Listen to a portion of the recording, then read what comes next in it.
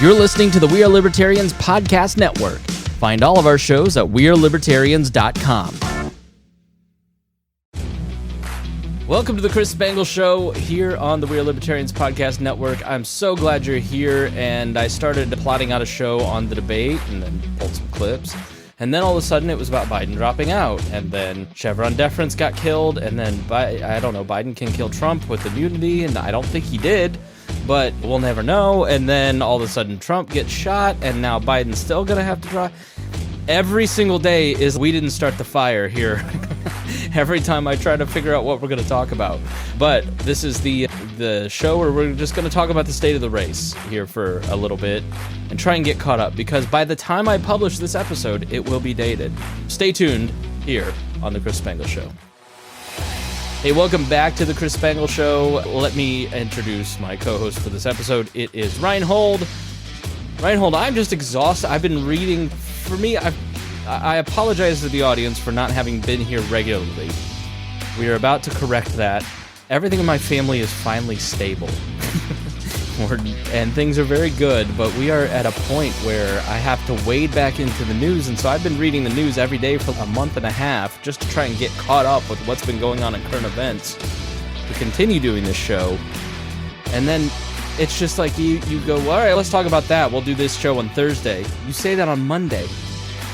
And by Thursday, 14 things have happened. Judge Cannon tosses out a case, and that doesn't even last. You have a vice presidential pick, and the Republican Party becomes fully Trump's.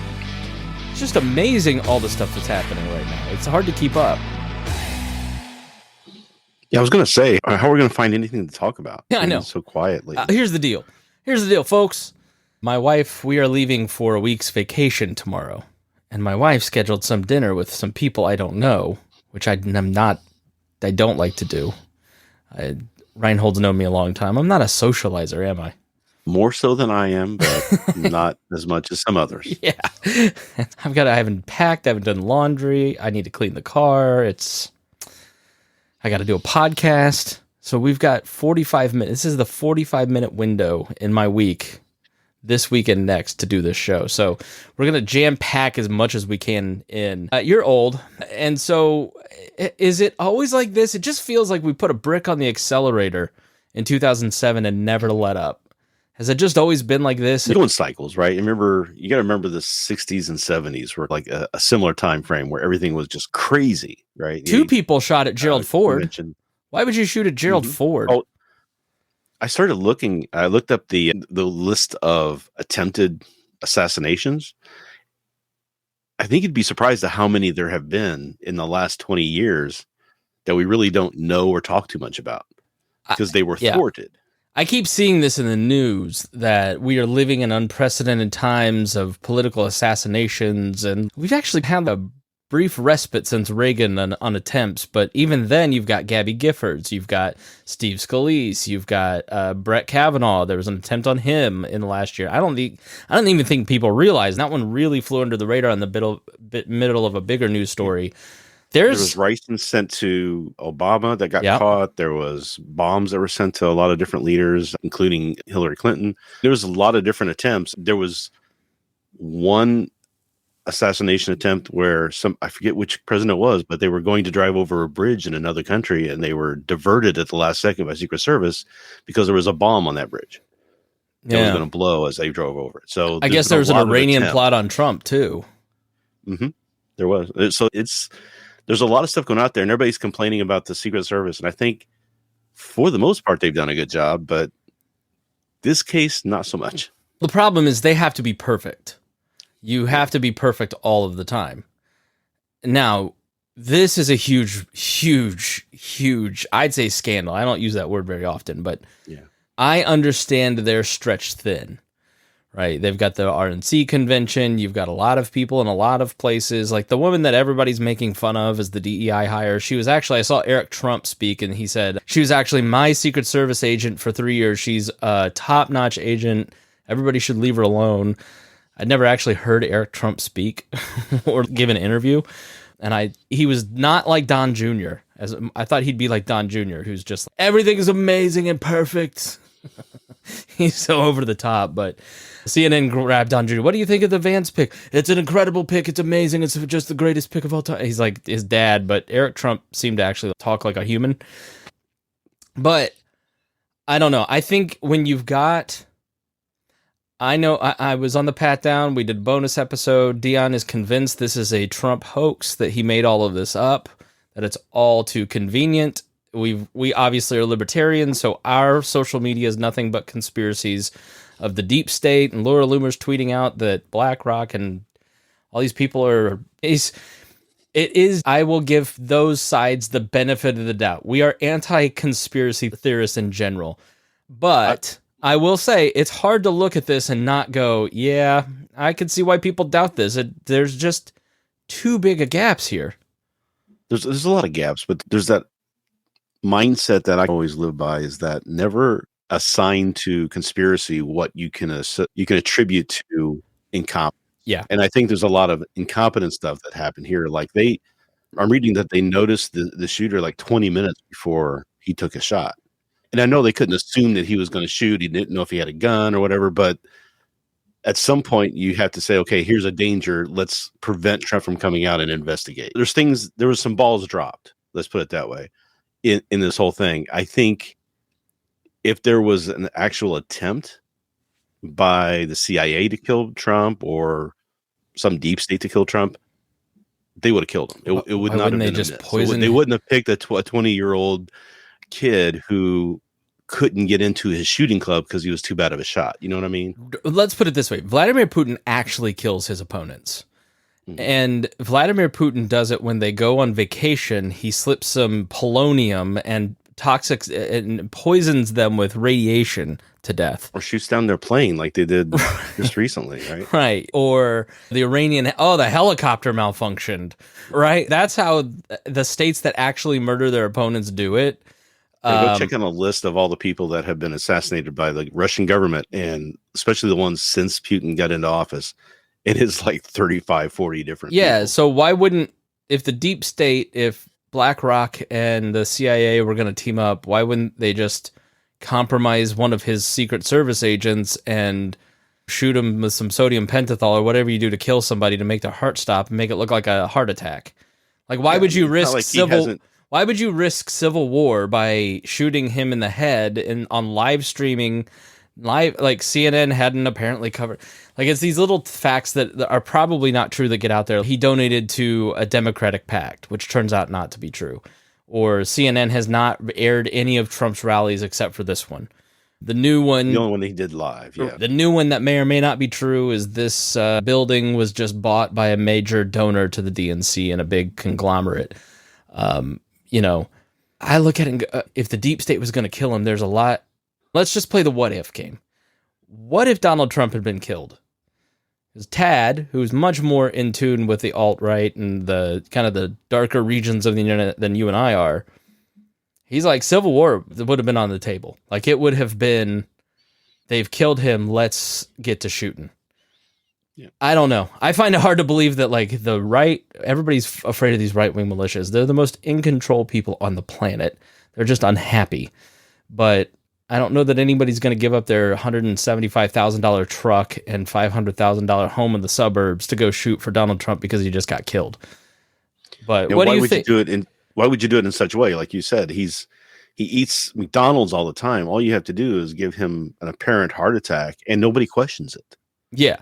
You're right. And to the other side, I say, again, if Donald Trump was going to have an assassination attempt put out on himself, like, why would he set it up where he's close enough to get nicked in the ear? Like, right. You can't... he should get shot... he should get shot in the shoulder. He doesn't care about human beings. That's their argument. Like, but Donald Trump getting shot, he cares about that. He was supposed to get shot in the shoulder and not the ear. And... This isn't a movie. That's not how weapons work. Like, an AR-15 is not like a magic bullet. Yeah, and an AR-15 going in your shoulder is not a nice thing to have happen. It's not something you go, oh, I got a little thing in my shoulder like you might see in a movie or something. It's a pretty damaging thing. And why would the shooter volunteer to get murdered? Why would he kill himself? Because that's as soon as he took those shots, he took 5 shots and he was dead immediately. Almost as soon as you see the video of the Secret Service guy looking up to get his location, come back down again, boom. It was just immediate like that. I guess the video that we have seen, I heard on CNN today that the video that we have seen of the 2 snipers on the roof, those were not the guys that actually killed him. The sniper who killed him was actually a local police department sniper. Or it was not a Secret Service sniper that killed him. Again, everything you read is subject to be, who knows, right? Everybody's trying to collect information now. It's really hard. Somebody said that the Biden administration told the head of the Secret Service to not say anything, keep quiet. It's like they're most likely were told, hey, let's wait till we know all the facts before we start putting things out because we have an active investigation going. I doubt it was don't say anything because we don't want anybody to know we did it. That seems strange. But in this day and age, you can't wait until the facts come out. You have to be out in front of the story. You got to get those clicks. And the more sensational you can be with any kind of information. So I don't know if you're on X, but like Colin Rugg, whoever he paid off in Elon Musk circles, that dude is everywhere. I didn't even know who he was, but now all of a sudden my whole feed is Colin Rugg. Mm-hmm. And he's had great information, but I don't know when these things happen. I was camping in Michigan at a very paradox Eric Larson weekend. I was listening to Eric Larson, the author, on that Dak Shepard podcast while driving to Michigan. I got a text from my friend that said that Trump had been shot.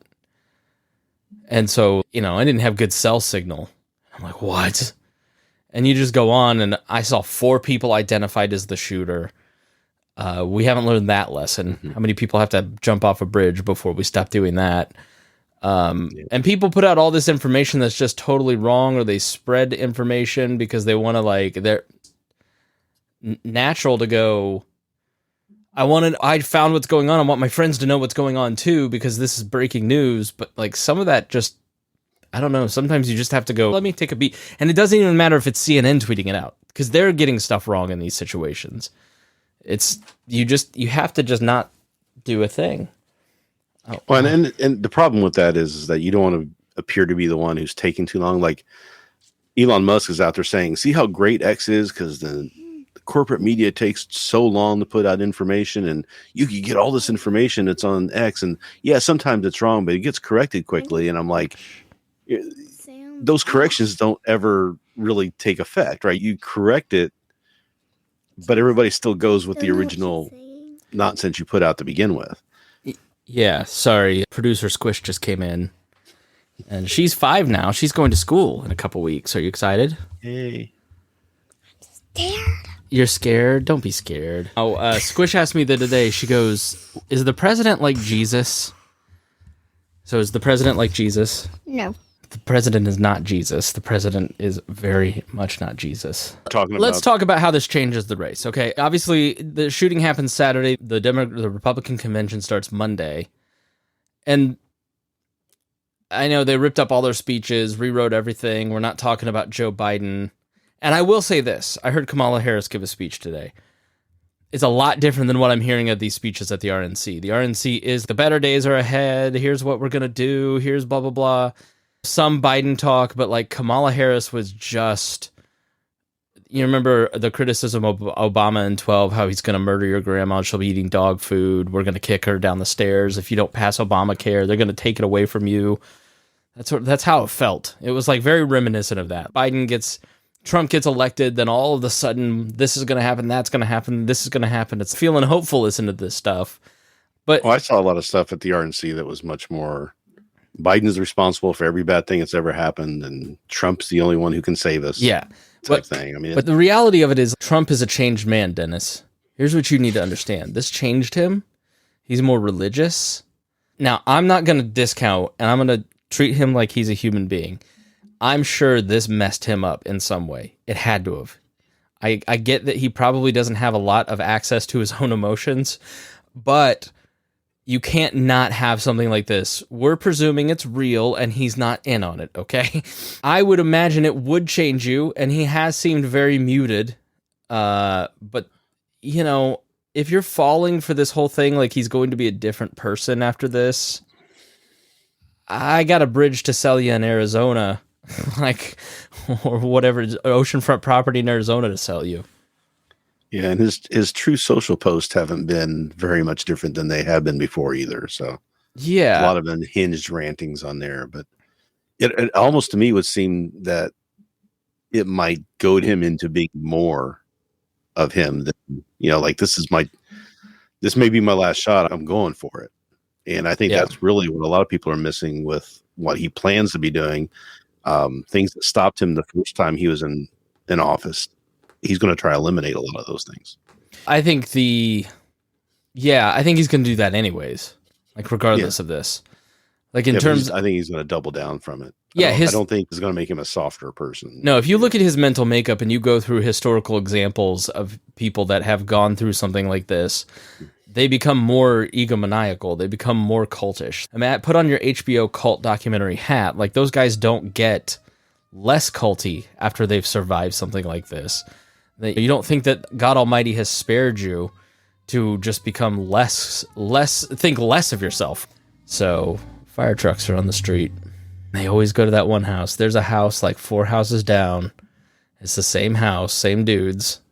Just always a problem going on over there. Yeah, so I think you're right. I think this feeds into a psychology that him and his followers look at him as a man of destiny. And it's more important to do these things because now God has blessed what we are doing. It's ordained. It's written that he should be president and do the things that he says he wants to do for those reasons. And the funny thing is that everybody who supports him all have a different list of the things that he's supposed to be doing ordained by God. Yeah, like the Project 2025 thing you've talked about Project 2025 on the show before, and you've talked about it for a long time, and we'll do its own episode on that probably in a couple weeks when I get back. But your concerns are not like what the concerns that I see high school friends who are Democrats are posting about it. They're like hyperventilating about it, like almost like QAnon people. Like it's the problem with Project 2025 is there's a lot of stuff in there, and everybody is taking all of these things that have really been in the forefront of the MAGA movement for a long time. This is Pat Buchanan stuff. This is things that have been talked about for a while. Those things grab attention, and people see those things and go, oh my God, they're going to do this. They're going to implement this stuff, blah, blah, blah, blah. And everybody else is, they've been wanting to do it for years. There's not going to be a big deal. They're never going to get it in because people are going to stop it.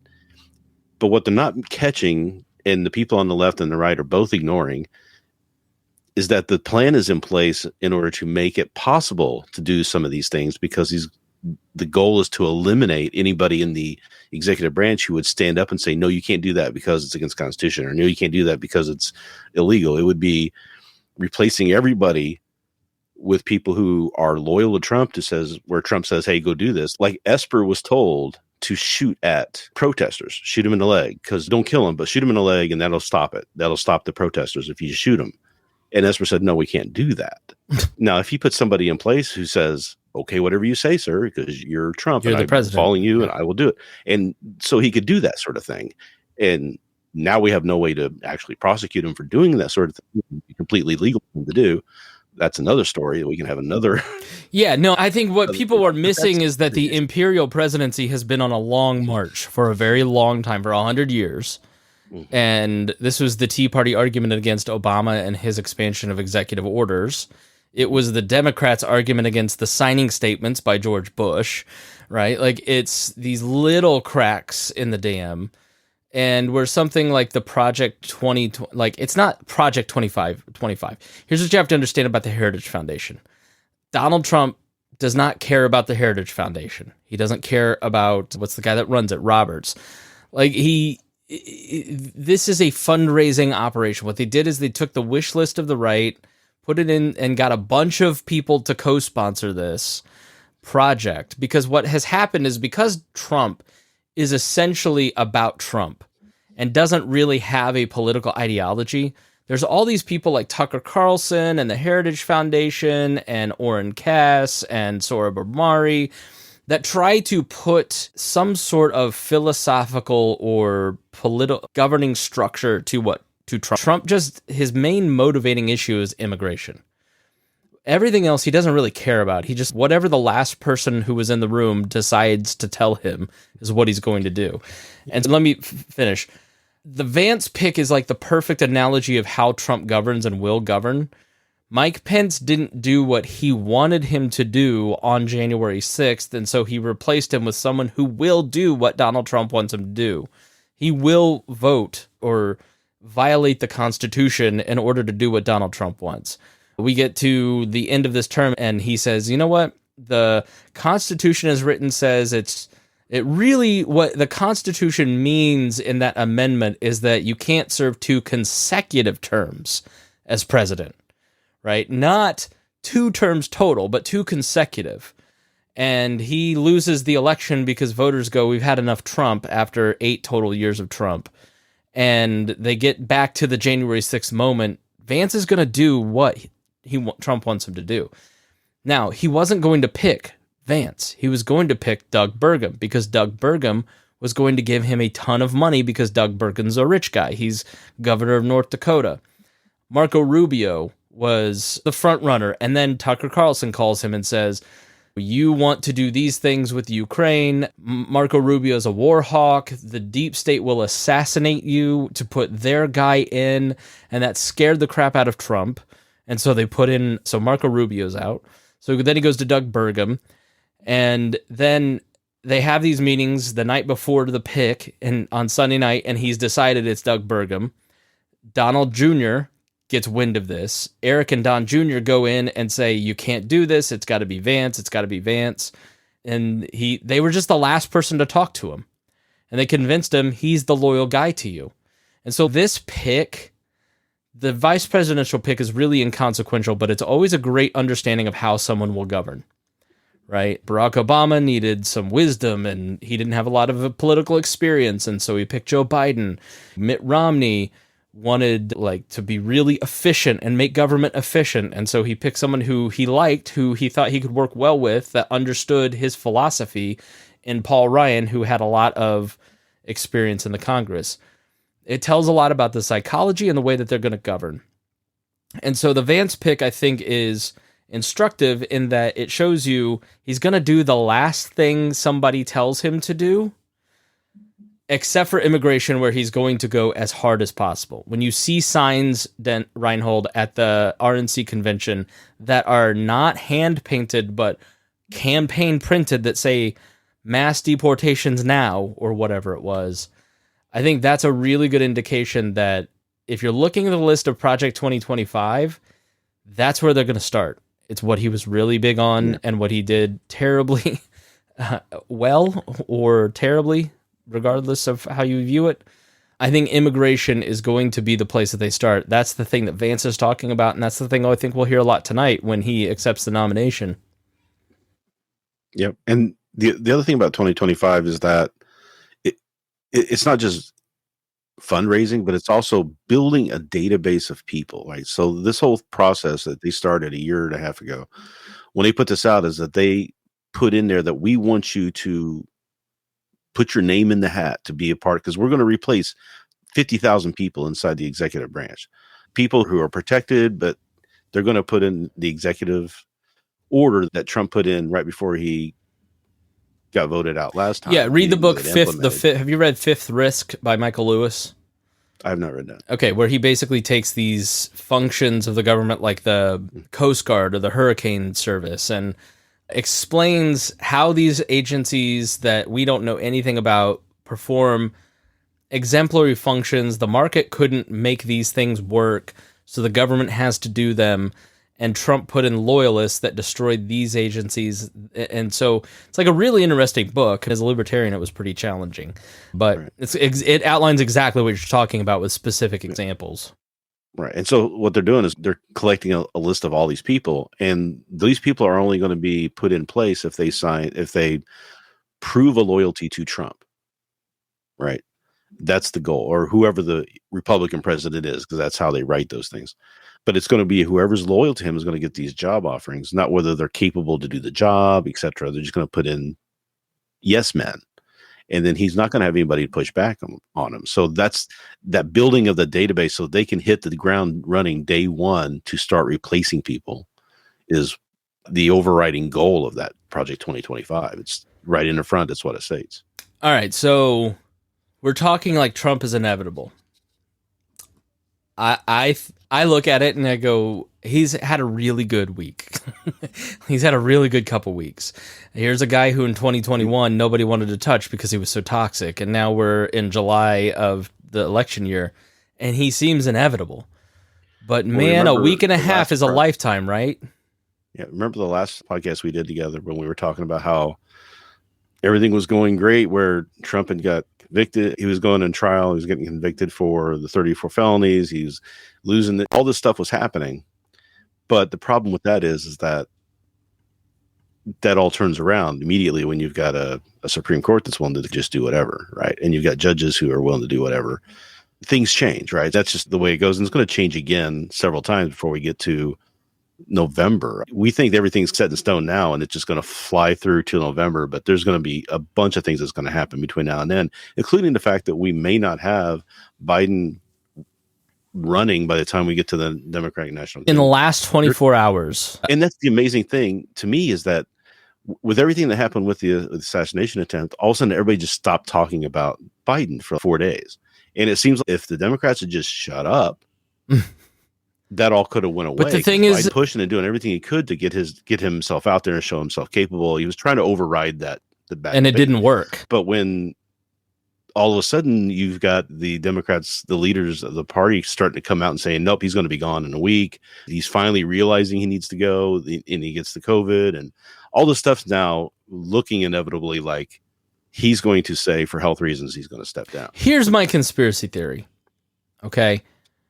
You've poo-pooed this. You're a little more, I'm not going to say pro-Biden, but a little like more, I'm like, this guy's decrepit. And you're like, come on.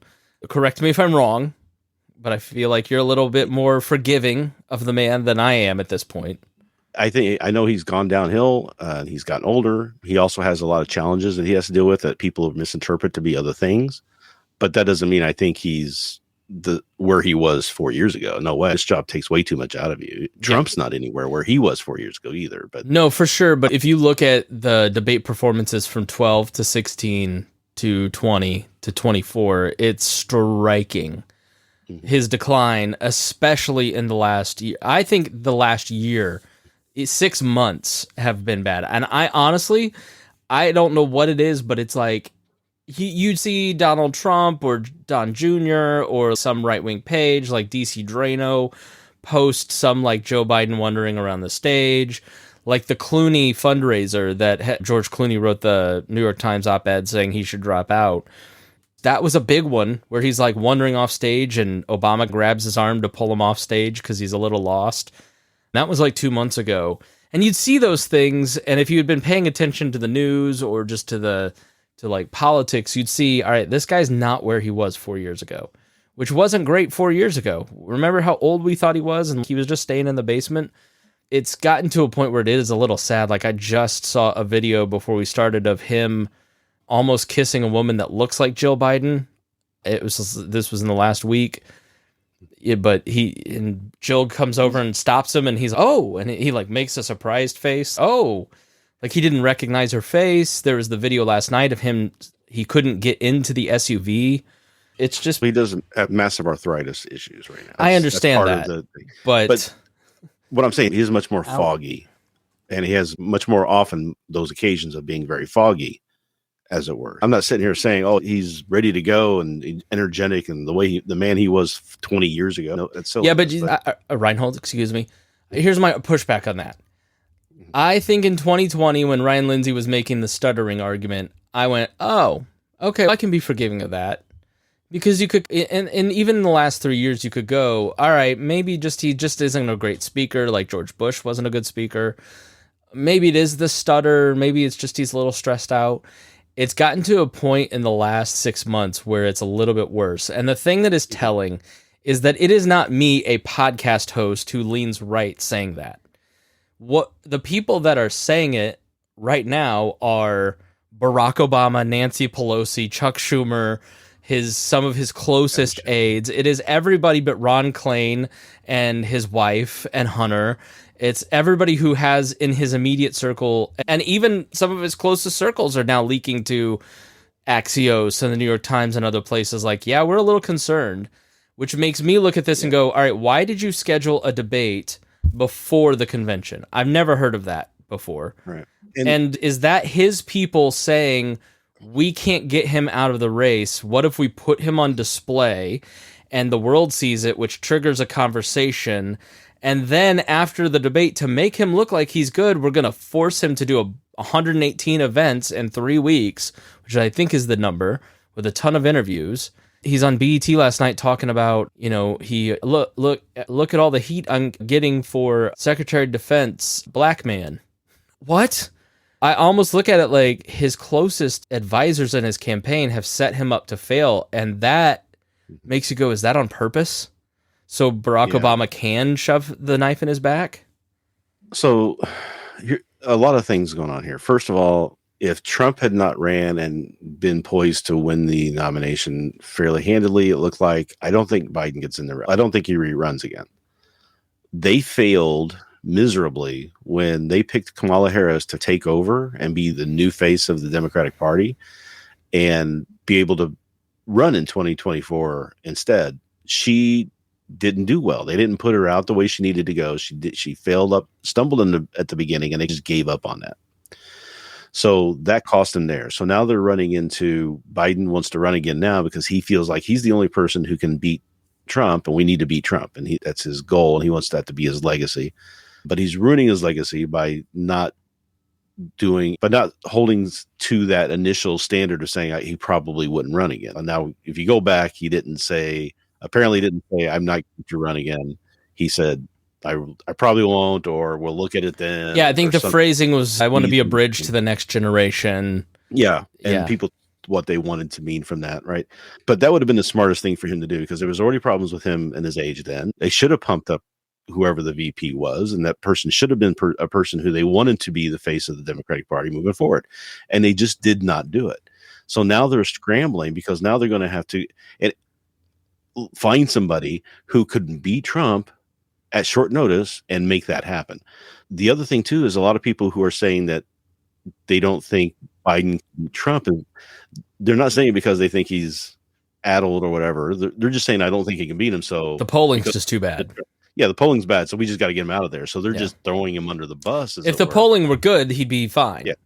Yeah, they'd all be behind him. Right.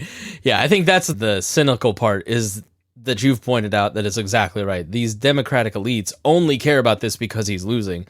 And I heard a pollster today say that in 2020, there wasn't a day that Joe Biden wasn't leading in the averages. And this time, there hasn't been a day in 2024 where Trump hasn't been leading in the averages. And I think if that were flip-flop, but the problem is Trump almost gets assassinated, gets one of his court cases cleared, picks J.D. Vance, has a convention, has a giant unveiling tonight where we're going to see him speak for the first time since his assassination attempt. And Joe Biden still can't get this out of the news. We are still talking about it. Like we are spending most of our time today in the news cycle talking about Barack Obama going around Biden to get him out. Nancy Pelosi telling him he can't be in the race. Like, they could have just let it go, but they don't think he can overcome this at this point.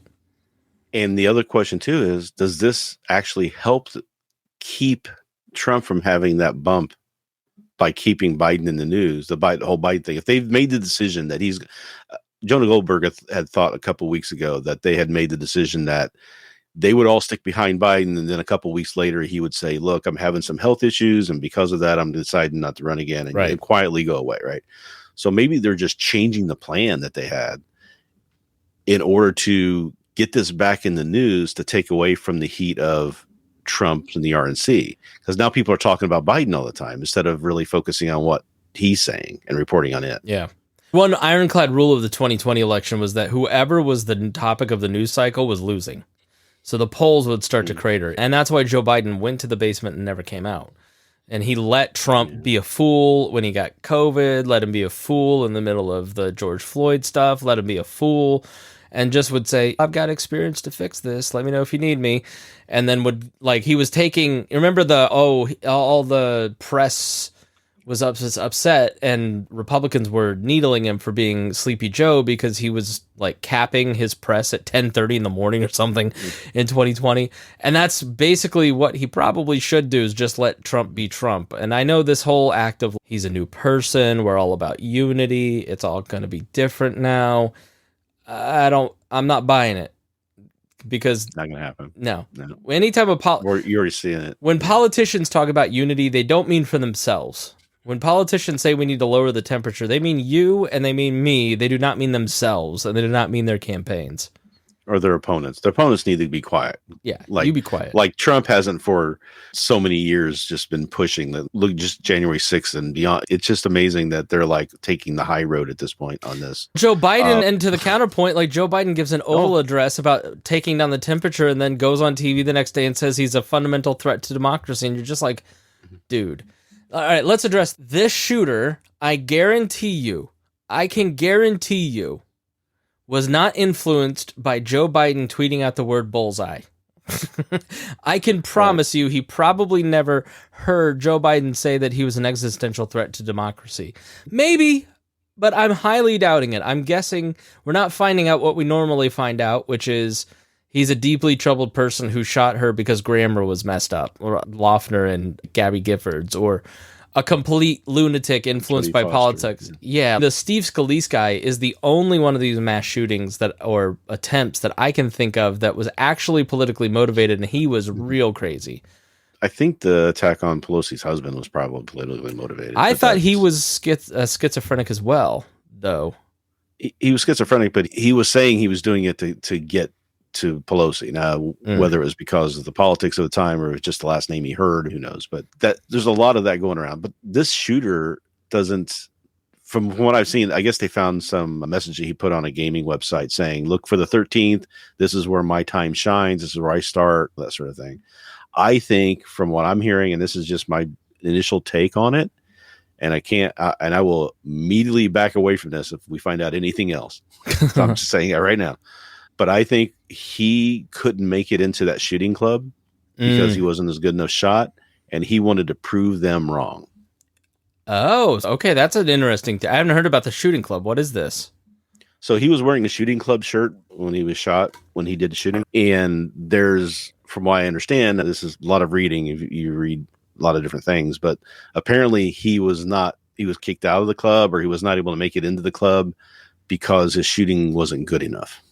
Oh, you know what? That's as good of a theory as anything. Yeah. There's no evidence on this guy. He's got no social media. There's no manifesto. Yeah. There's no... It's just the opportunity showed itself. He was coming to his town. Here's a chance for me to prove them wrong. He is like so many young men. He's just a lost soul. He's a ghost. And I think I think that's part of what makes it so conspiracy driven. It's like the Vegas shooter. The fact that this guy had no one that knew him, nothing going on in his life, like he had a girlfriend, but he had no job or what. It's just so I look at it and I go, okay, I buy the theory that he was like selling guns to ISIS and got killed, and then they shot. ISIS was the one, like, because there's no other information, and that's the problem with the Secret Service not talking, with Biden not really giving answers. It's you just feed it. You feed all of these conspiracies. Yeah. And sometimes you don't know. There's a song by Harry Chapin named Sniper, called Sniper, and it's based on a shooting that happened in, I believe it was in Texas. The guy went up to the top of a tower and started shooting people in the city, and it was just random. And nobody knew why. Nobody could figure out why. Yeah. His take in the song was that he was not seen. Nobody saw him. Everybody saw him as this weird guy off the side, was a loner by himself. And his mother didn't love him, and he wasn't getting the things he needed to determine whether he was even whether he existed, right? So his idea was, if I shoot enough, people will know me. I will exist. I will be real. That question will be answered. Now, later they find out that the guy had some sort of brain injury that was causing some problems, and he went a little nuts from that. But it's a good as a thought that I think that Harry puts in there, is that a lot of these people are just trying to determine whether or not they even exist, because they're separated from society in some ways or another. They're lost people. And a lot of these people who we find are shooters have that same situation where they're just not part of normal society. they're outcasts. Yeah.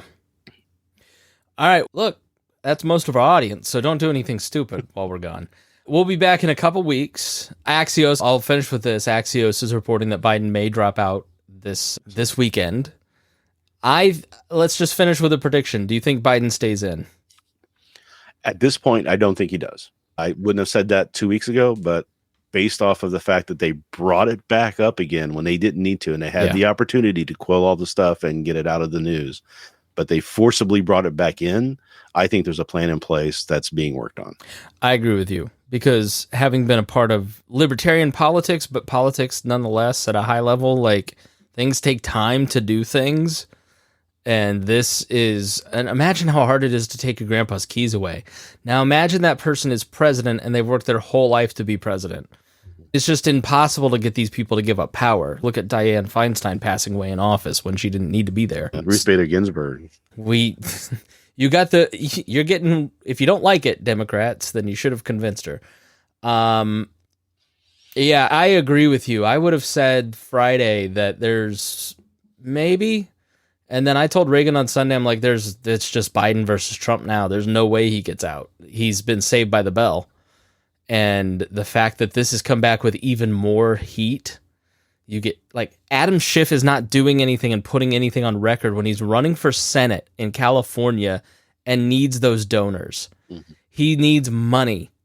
Do you think he's going to put out anything that is going to affect his ability to raise money in a California Senate race? He knows exactly which way the wind is blowing, and he knows inside information. That's my speculation. But I think he's toast. I think they just don't have, and I think the fact that he has COVID, and now there's even more videos of these, like, just embarrassing interviews and things that he's done in the last, like, couple of days. I know what they were trying to do is when Trump gets shot, they were trying to get their name. They were trying to get him out there to show he was presidential. They were trying to get him back to the White House and let's take advantage of the moment. And you have the power of the presidency and the pedestal to step in and fundamentally change the trajectory, or at least steal a little bit of the momentum.